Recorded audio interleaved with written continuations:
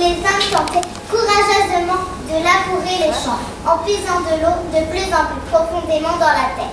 Mais la terre n'avait plus rien à donner, elle restait muette devant leurs supplications. Dans la cour près des casernes blanchies, les femmes tissaient des tapis en feuilles de dattier pour les vendre sur le marché de la ville la plus proche. Elles partaient tôt le matin à pied, un âne portant l'affichage sur son dos. Elles n'arrivaient qu'à midi, épuisées par la longue marche sous le soleil. Quand elles rentraient le soir, les hommes et les enfants dormaient depuis longtemps.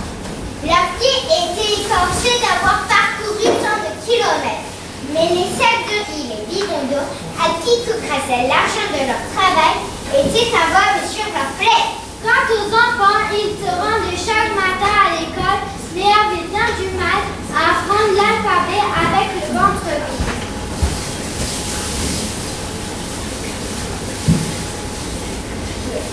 De petites minutes, Nayalea qui s'en va bien. Un jour, les villageois scrutaient le ciel dans l'espoir d'apercevoir un nuage annonciateur de pluie. Et chaque jour qui passait asséchait davantage le flux, amenuisait les récoltes de riz, faisant craindre pour le lendemain.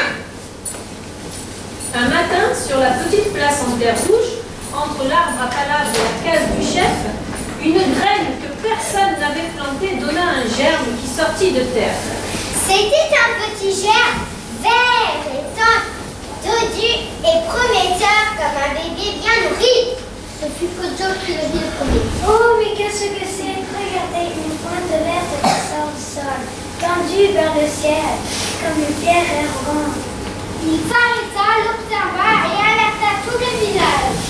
Bientôt, les hommes, les femmes et les enfants se regroupèrent autour de la tige. C'est un bananier, c'est un cocotier, c'est un manguier, c'est un dattier, c'est un flamboyant.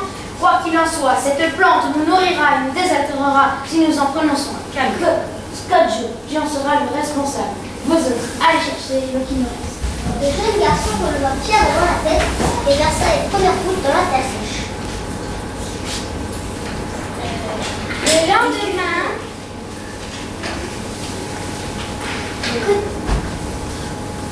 La pousse. la pousse est devenue une petite plante qui danse dans le vent, indifférente au souffle chaud du soleil. Continue ma belle, continue ta croissance. Quelques jours plus tard, Tu ressembles à un petit arbre de la taille d'un girafon.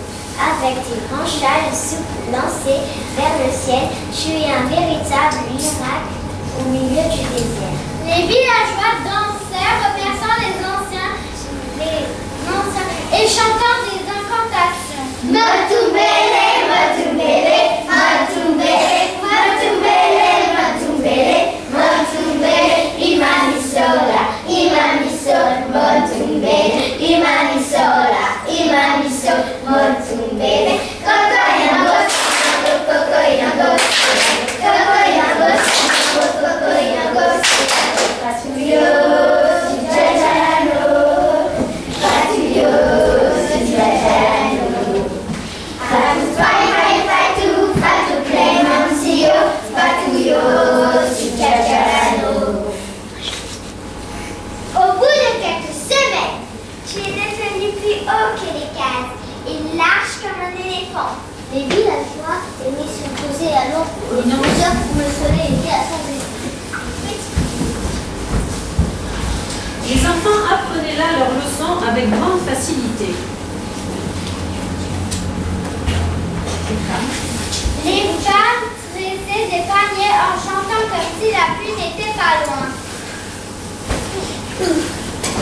Et puis un jour, à la tombée de la nuit, il se passa une chose si étrange qu'on n'a pas encore dans les livres. Le soleil venait de glisser derrière les dunes de sable.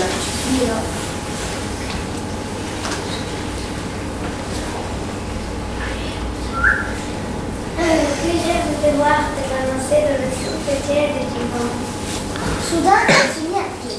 Tel un nuage dans le ciel, les branches et le feuille se mirent à pleuvoir sur une grosse goutte qui ressemblait étrangement à de la pluie. Avec méfiance, les villageois s'approchèrent recueillant Écartez-vous et laissez-moi vous dire. C'est de l'eau. De l'eau, il y en a qui donnent de l'eau, mais quel est son nom? On l'appellera l'arbre à pluie. Oh, des vagues sur le visage et à porte de fleurir sur nos lèvres. Oh, entre dans nos bouches ouvertes et assoiffées et désaltérées nos langues sèches. Oh, glisse le long de nos ventres et de nos jambes et encore à la sorte la poussière des cheveux. Thomas. Pour honorer l'arbre à pluie, organisons une grande fête. Ce soir-là, il y eut du riz à volonté, de l'eau sucrée et des gâteaux de manioc. Je ne me souvenais pas d'avoir eu à manger ni attendu. Cette nuit-là, les villageois se couchèrent le ventre plein. L'arbre s'arrêta de couler au lever du soleil, mais nul ne s'inquiéta. L'eau jaillirait encore à la nuit tombée. La vie au village avait changé. Les hommes se remirent à la courée, les femmes à s'arcer et à sonner. Les enfants allaient à l'école en chantant et savaient presque lire. Jusqu'au jour où un homme du village voisin se présenta.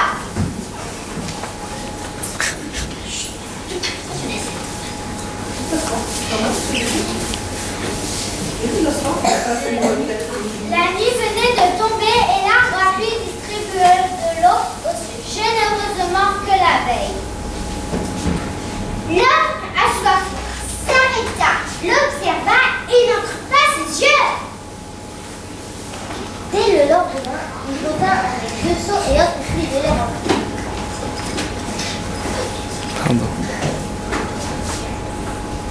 Ne t'approche pas de l'arbre à pluie, passe sur ton chemin. Notre village meurt de soif ou de faim. Nos enfants ont le ventre vide et nos femmes n'ont que la faute sur les autres. Les bébés pleurent de soir au matin. Quant à nous, comme hommes esclaves, nous sommes quitter. Je ne veux pas le savoir. Votre village a la mémoire courte. Voilà quelques mois des hommes de chez nous. Piller sans scrupule le reste de nos récoltes en laissant à terre. Rentre chez toi et ne t'avise plus de t'approcher de l'arbre à pluie. Plus vite. L'âme reprit son chemin, partant au bout de ses bras les 2 sommets.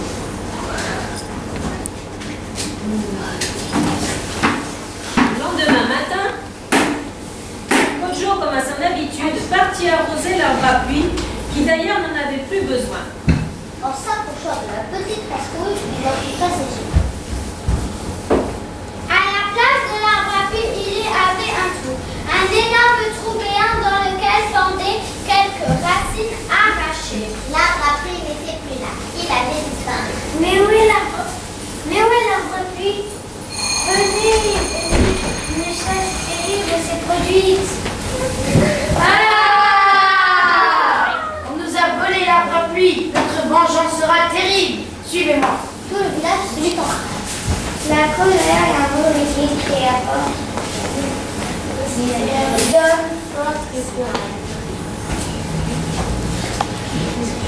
villageois marchèrent très vite et s'aperçurent dehors les petits émetteurs emportés du village voisin.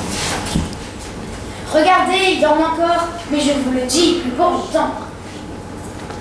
La haine et la vengeance se lisaient sur les visages. Serrez-vous coucou.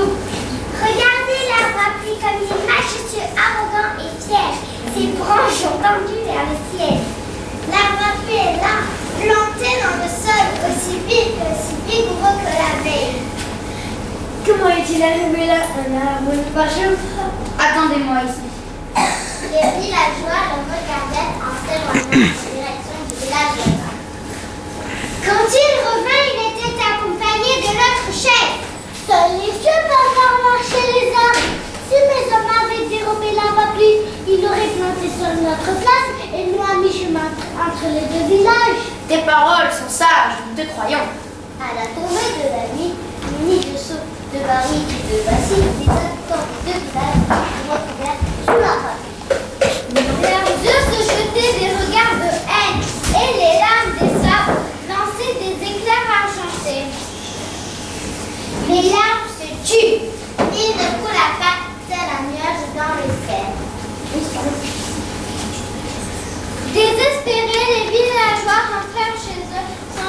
hameaux. Le lendemain, à la tombée de la nuit, les hommes, les femmes et les enfants des deux villages se retrouvent à nouveau sur leur rivière. Et à nouveau, l'arbre se tue. Les semaines passèrent, puis les mois. Aucun des deux villages ne manquèrent le rendez-vous du soir. Un matin, un jour, une femme approcha sur la voiture.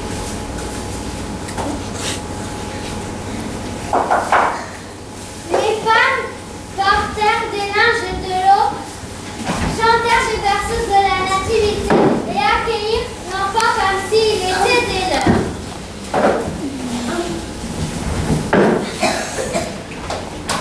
Tu peux te bouler là maintenant peut-être. Puis elles partageaient l'eau et le lit.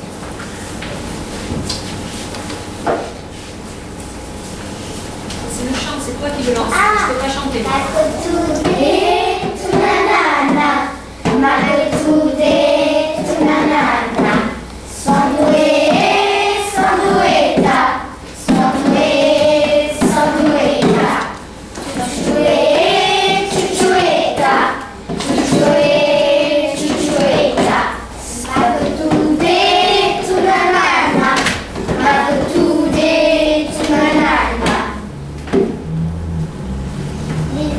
Peu à peu, les villageois se parlèrent et connaissances. Ils partagèrent un repas, puis un autre.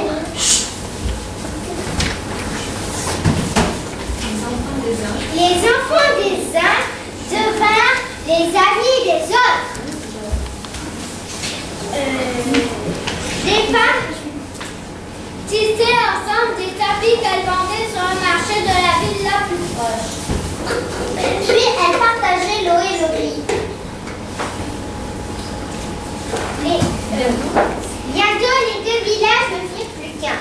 Ils chantaient et priaient ensemble chaque soir à la tombée de la nuit. Parfois même, assis sur l'arbre emportés par les chants, ils oubliaient qu'ils attendaient la pluie.